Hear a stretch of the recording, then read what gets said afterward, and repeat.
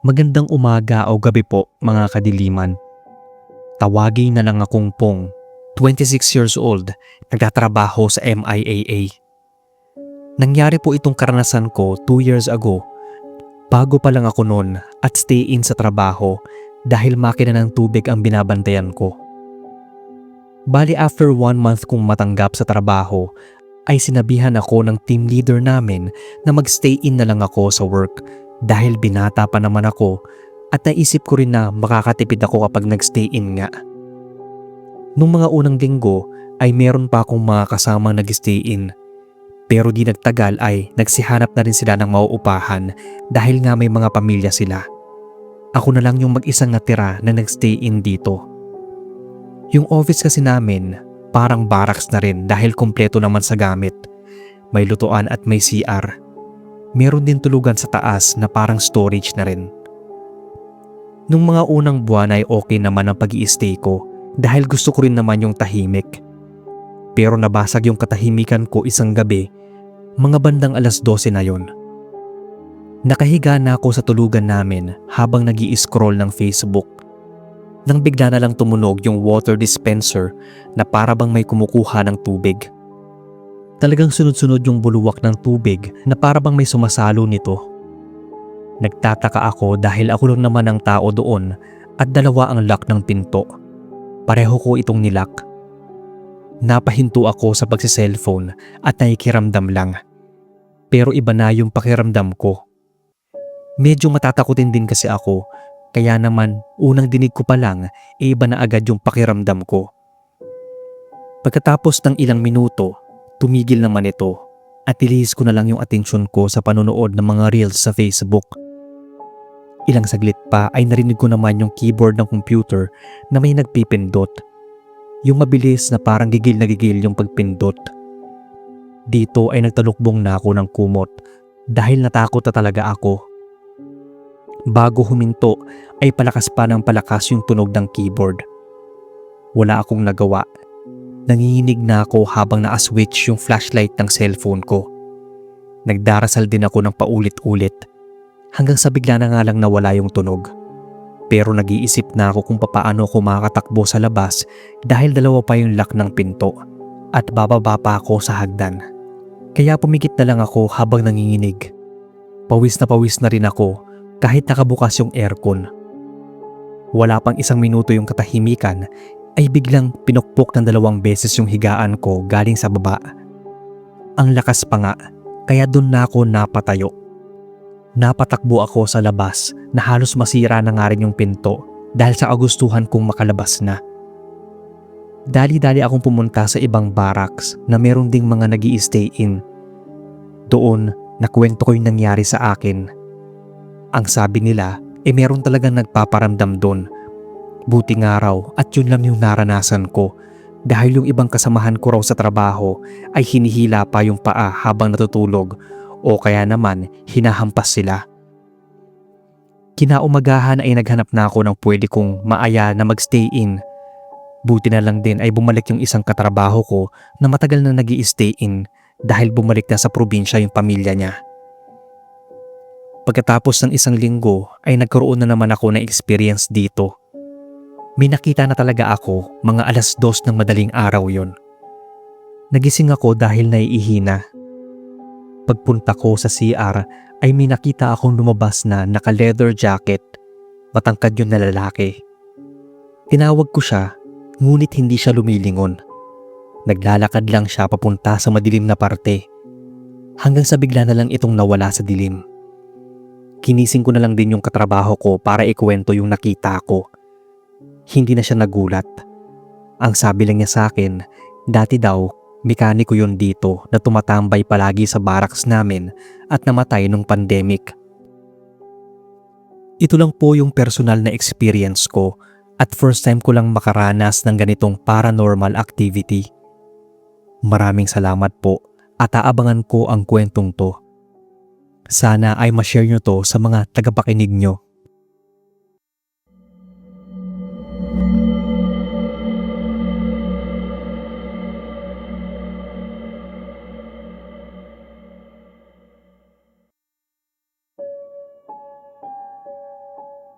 Hi Sir Bob, tawagin niyo akong Lara. Hindi ko tunay na pangalan.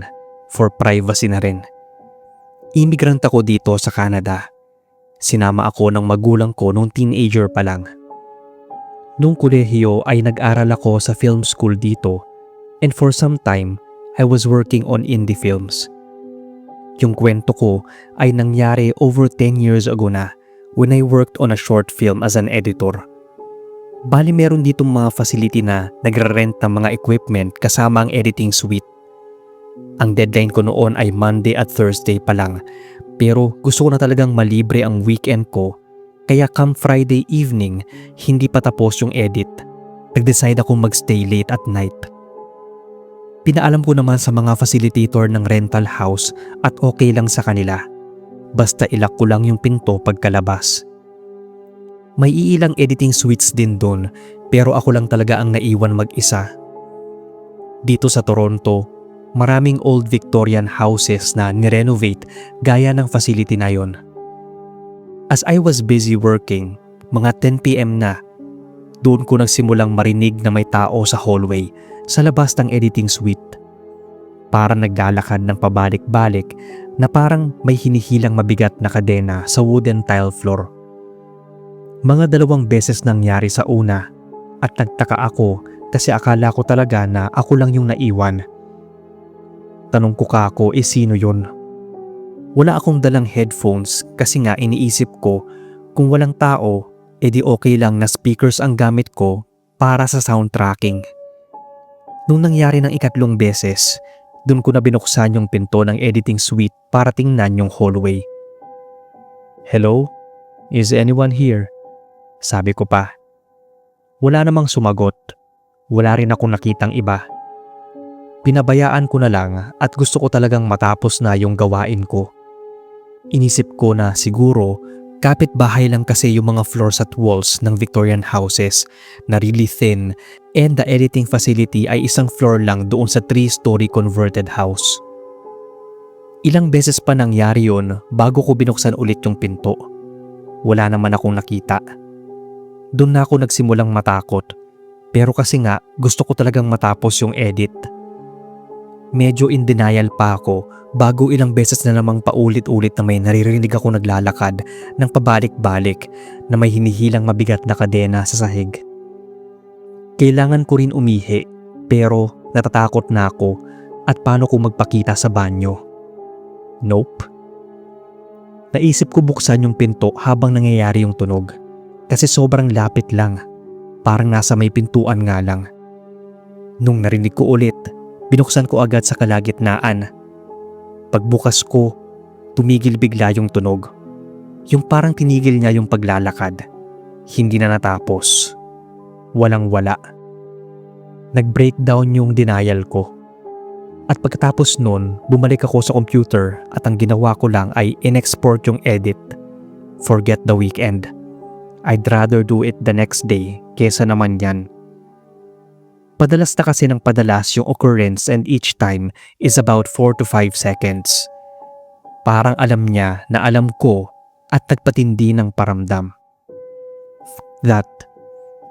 Nasa second floor yung unit at kesa lumabas pa sa hallway, parang gusto ko na ngang tumalon na lang sa bintana. Dali-dali akong nagligpit at tiniming ko na rin na habang walang tunog sa labas ay tumakbo na ako papunta sa entrance at nilock yung pinto palabas. The next day, around noon, nung bumukas ang studio, sinabi ko sa reception yung nangyari. He casually replied, "Yeah, other members have told me that too. Happens every night." Pakshit talaga. Simula nun, never na ako nagpapagabi sa studio.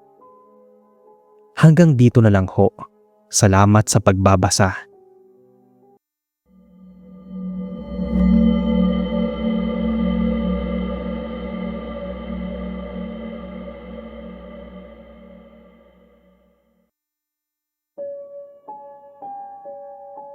Magandang araw Sir Bob, pati na sa lahat ng mga nakikinig sa inyong channel. Tawagin na lang akong Lin Chang, 27 years old, isang tarot card reader at kasalukuyang nagtatrabaho sa Saudi bilang DH. Nakilala ako bilang isang tarot card reader sa TikTok pero hindi ako sikat. Kukonti lang yung followers ko pero marami-rami na rin ang nabasahan ko patungkol sa love life, career at iba pa.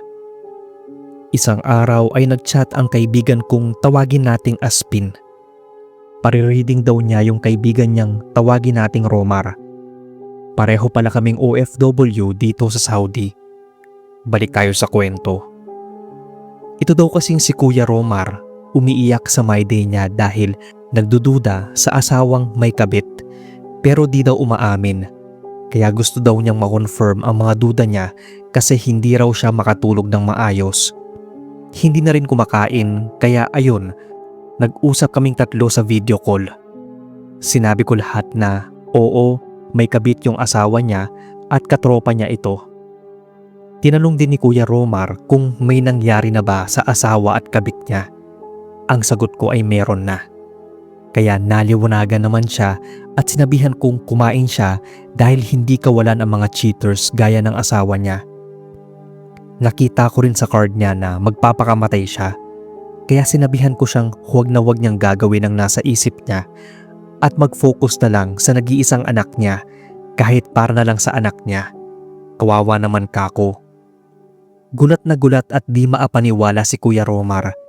Bakit ko daw nalaman yung plano niya? Ang sabi niya lang, uuwi siya ng Pinas. Nakauwi naman siya ng Pinas at confirm nga lahat ng binasa ko tungkol sa kanya. Umamin daw yung asawa niya. Agad naman siyang bumalik sa Saudi pagkatapos makonfirm ang lahat. Nito lang December 24, 2025, kinumusta ko siya. At December 25, 2025 na siya nag-reply. Mabuti naman, ikaw kumusta? Merry Christmas. Mga 10:48 AM na yon. Kaya naman nag-reply din ako sa chat niya.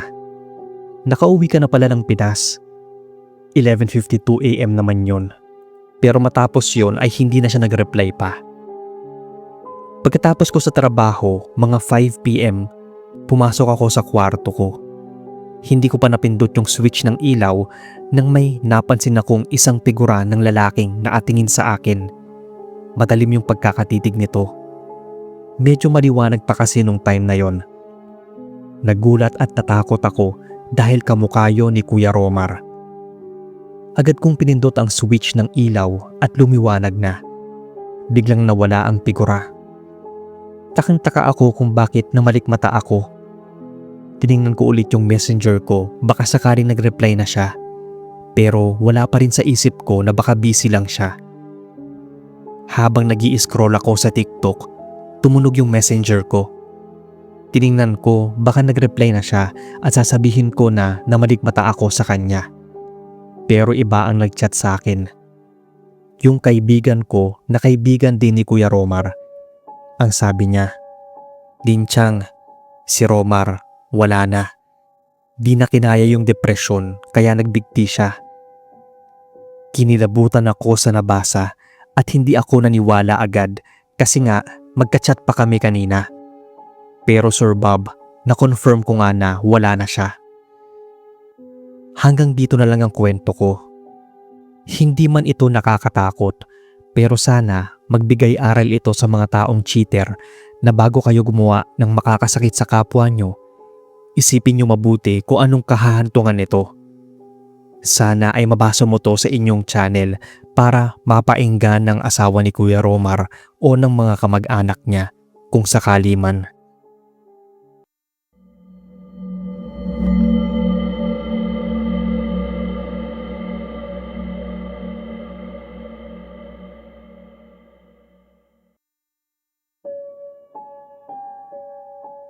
Magandang araw po sa inyo. Ako si June, isa sa masugid na tagapakinig. Nais ko pong ibahagi ang isang karanasan ng aking pamilya na naganap taong 2000 sa aming probinsya sa Dumaguete City. Ang kwentong ito ay personal na nasaksihan ng lola at nanay ko na hanggang ngayon ay hindi pa rin lubos na maipaliwanag. Nagsimula ang lahat sa malawak na bakuran ng lola ko na puno ng matatandang puno ng mangga. Ang tita ko ay mahilig manghuli ng mga ibon gamit yung kanyang tirador. Isang hapon ay nakakita siya ng kakaibang ibon at sa kabutihang palad o kamalasan ay tinamaan niya ito. Nakita niyang bumagsak yung ibon. Ngunit laking gulat niya dahil nang lapitan niya ang pinagbagsakan nito, isang kurap lang, biglang naglaho na parang bula. Kinagabihan, nagsimula nang magbago yung pakiramdam ng tito ko. Nagsusuka siya at nilalagnat ng mataas. Nung una, inakala lang ni na Lola na ordinaryong sakit lang yon. Ngunit lumipas ang 2 araw at mabilis nang hina at namayat yung tito ko. Dinala namin siya sa ospital pero maging yung mga doktor ay sumuko. Wala raw silang makitang anumang medikal na dahilan sa kanyang mabilis na panghihina. Pag-uwi ng bahay, mas lalong lumala yung kalagayan niya. Hindi na siya makalakad, tuyot na ang kanyang mga balat. Literal na butot balat na lang siya. Yung parang unti-unting hinihigop yung kanyang buhay. Habang umiiyak si nanay at lola sa takot na baka tuluyan nang mawala si tito, isang kakaibang pangyayari ang naganap. Isang matandang babae na hindi taga roon sa amin ang biglang bumaba ng tricycle at pumasok sa aming bahay nang walang pasabi. Ayon kay lola, may kakaibang liwanag na kulay pula pa nga yung matanda na para bang isang babala o emergency. Hindi na naapagsalita sina lola sa gulat, lalo na nang diretso ang matanda sa kwarto ng tito ko na para bang alam niya kung nasaan ito. Yung nakakamanghang nangyari, Sir Bob, tinapik lang daw ng matanda ang 2 tuhod ng tito ko. Tapos yung tito ko na hindi makagalaw ay biglang nakatayo. Pinatakbo siya ng mabilis ng matanda at sa gitna ng pagtakbo, hinarang siya ng matanda at sumigaw ng, "Huli ka! Bakit balak mong kunin ang lalaking to?" Matapos ang ilang sandali ng pananahimik, kinausap ng matanda yung tito ko. Doon lang namin nalaman ang katotohanan. May galit pala ang isang engkanto dahil sa ibong tinirador ni tito. Alaga daw pala yon ng engkanto. Yung sakit na naranasan ng tito ko ay ganti ng nilalang na yon. Matapos maayos ang gusot, bigla na lang umalis yung matanda. Hindi raw siya humingi ng pera o anumang kapalit. Ni hindi man lang namin nalaman yung kanyang pangalan dahil naglaho rin siya agad sa paningin namin. Simula nun, binagrong bumalik yung lakas ni tito. Sana ay maibahagi ninyo itong kwento, Sir Bob. Maraming salamat at pagpalain kayo.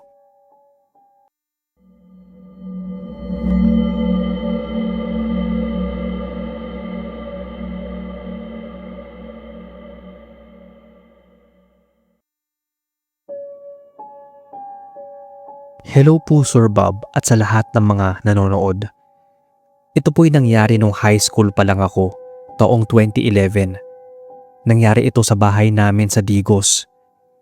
Mga 12 or 1 na po yon ng madaling araw at kami na lang ng best friend ko ang gising. Naglalagay po ako ng cream sa muka sa harapan ng salamin at yung best friend ko naman ay nagsisipilyo. Habang ginagawa ko po yun, nakita ko talaga sa salamin na may umaakyat sa hagdan sa dining room na anino. Patangkad, payat, pero anino lang po talaga. Alam kong hindi yun yung driver namin. Naglakad lang po yun hanggang sa living room at bigla na lang naglaho na parang bula. Sinampal-sampal ko pa nga yung mukha ko para sure na hindi lang ako namamalikmata. Tinanong ko pa si best friend kung nakita ba niya. Ang sabi niya ay hindi raw. Sunod naman ay nung nasa Cagayan de Oro kami ng best friend ko kasama yung lolo at lola ko. Natulog po kami noon sa mumurahin at lumang hotel. Ginising po ako ni best friend ng 3:00 ng madaling araw at tinuro sa akin yung light switch para sa banyo na nagpapatay sindi ng paulit-ulit. Hindi naman yun gano'n nung kakapasok pa lang namin at bago matulog.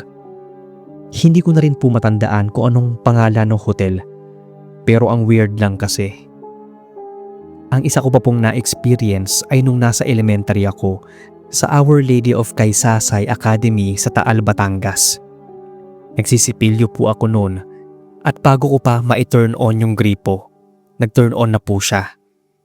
Hindi ko po alam kung bakit ako napalingon.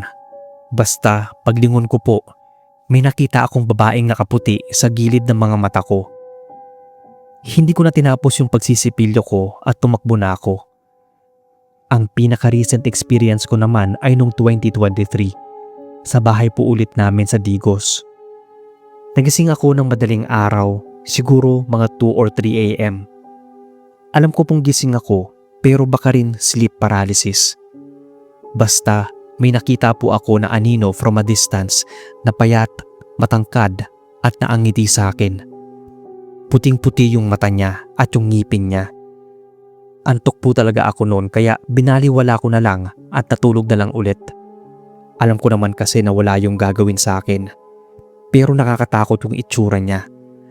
Yung parang demonyo na hindi maintindihan, lalo na yung ngiti niya sa akin. Baka nga siya lang din yung kinuwento ko, yung nakita ko po sa salamin noong 2011. Anyway, hanggang dito na lang po, Sir Bob. Sana ay marinig ng mga viewers itong kwento ko. Thank you po, sir.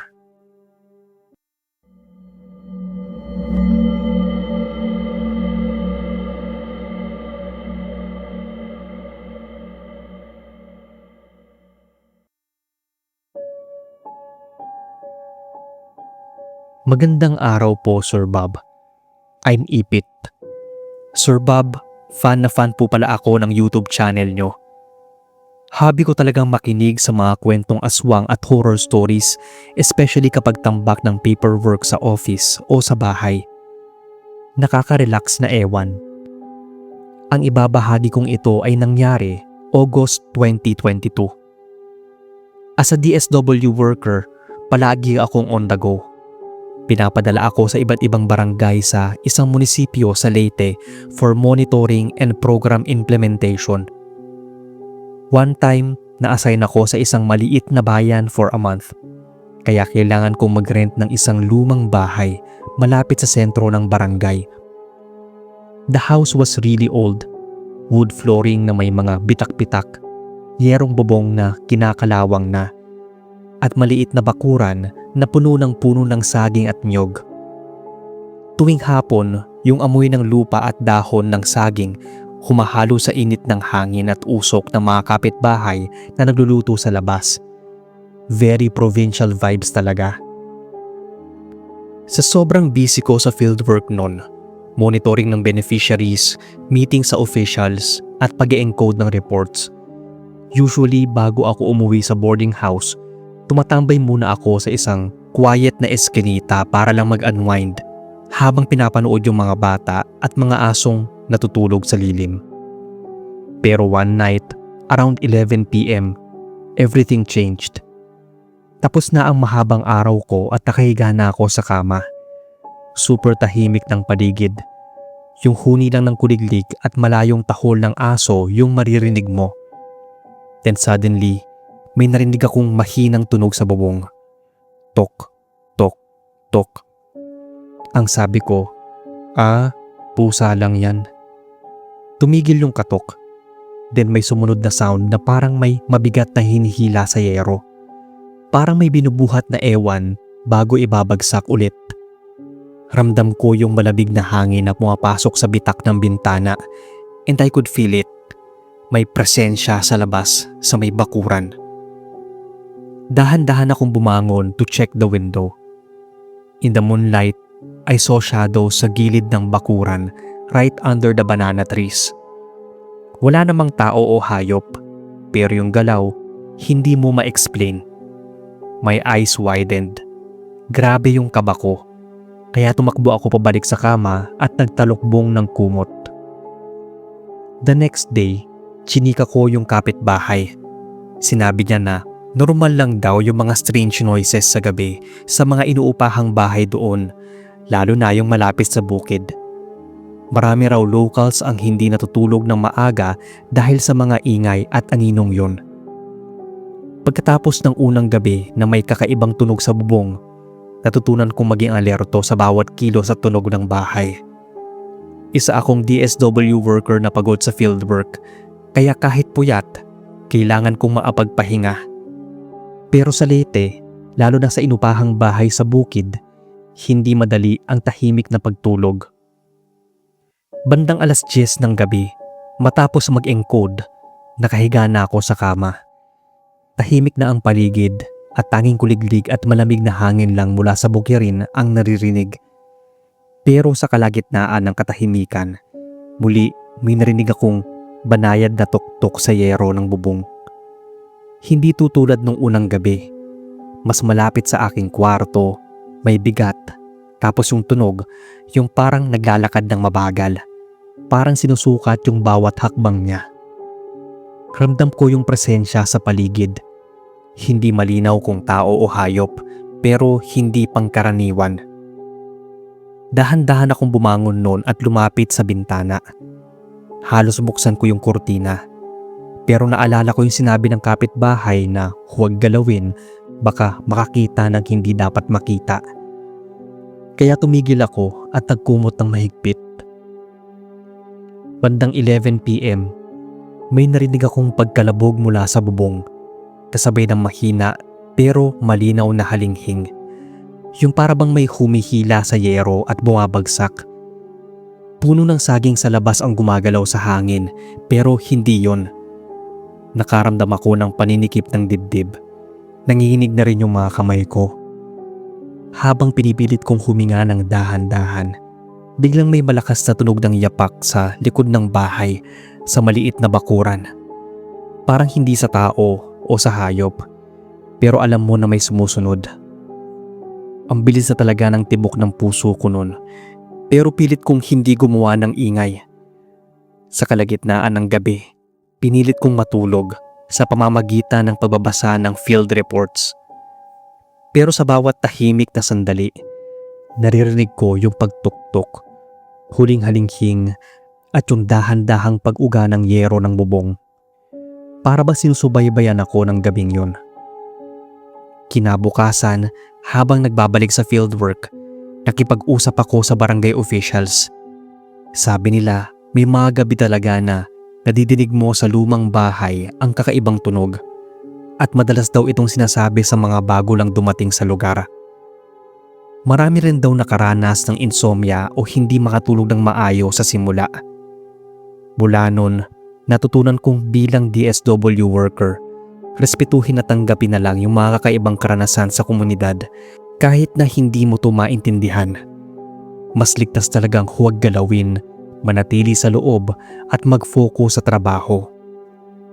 Sa Leyte, sa mga inupahang bahay sa bukid, may parte ng gabi na hindi mo maipaliwanag. At minsan, mas mabuti talagang huwag na lang itanong kung ano ang nasa dilim. Matapos nung 2 nakaraang gabi ng kakaibang tunog na naririnig, natutunan kong maging maingat. Pero hindi maiwasang mapagod sa trabaho, field visits mula umaga hanggang hapon, pag-encode ng reports at pakikipag-ugnayan sa barangay officials. Isang gabi, bandang 10:30, nakaupo ako noon at nagre-review ng mga documents. Tahimik ang paligid at huni ng kuliglig at hangin ng mga dahon sa saging lang ang naririnig mo. Bigla kong narinig muli yung mabigat at banayad na tuktok sa bubong. Ngunit nung gabing yon, may kakaiba. Mas malinaw yung bawat tunog, yung parabang sinasabayan yung galaw ko sa loob ng bahay. Pinilit kong huwag tumingin sa bintana at mag-concentrate sa mga reports. Mga 11 p.m, narinig ko ang malakas na pag-uga ng yero, kasabay ng mahina pero malinaw na halinghing. Kinakabahan na ako nun. Ramdam ko ang malamig na hangin sa batok kahit sarado naman ang bintana. Dahan-dahan akong bumangon at nilapitan ang bintana. Gusto ko na sanang tingnan kung ano yung nasa labas.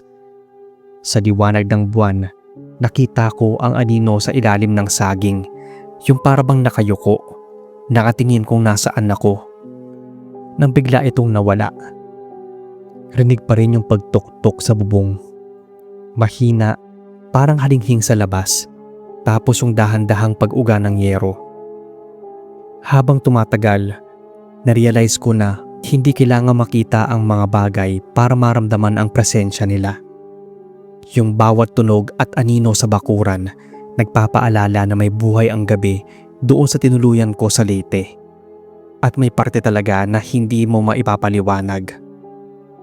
Sinunod ko na lang yung sinabi ng mga kapitbahay. Huwag nang tumingin sa may bintana paggabi. Huwag lalabas ng bahay kapag may kakaibang tunog. Pakinggan, obserbahan, at tanggapin ang presensya sa paligid nang hindi mo kailangan matakot pero may pag-iingat. In my line of work, Sir Bob, hindi lang pala dapat beneficiaries ang iniintindi. You also have to respect the beliefs and the stories of the community. Mas safe kasi yung ganun. Maraming salamat kung inyong mabahagi ang aking kwentong katatakutan. God bless you po.